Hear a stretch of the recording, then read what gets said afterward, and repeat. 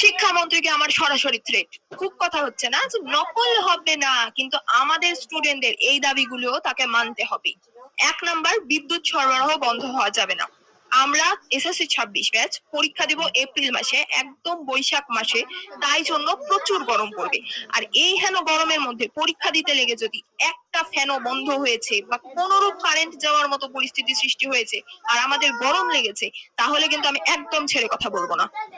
২, ক্লাসরুমের টিচারদের ফালতু গল্প, এছাড়াও একজনের উপর বিরূপ দৃষ্টি। ক্লাসরুমে যেন কোনো টিচার সংসারের গল্প করতে না পারে। এছাড়াও শুধুমাত্র একজনের উপর বিরূপ দৃষ্টি দিয়ে চেয়ে থাকা এবং বাদবাকি সবাইকে ছাড় দিয়ে রাখা, কিন্তু একজন যদি একটু নড়াচড়া করে তার উপরে একদম বিরক্তিকর পরিবেশ সৃষ্টি করা। ৩, বসার জন্য সুষ্ঠু ব্যবস্থা করা।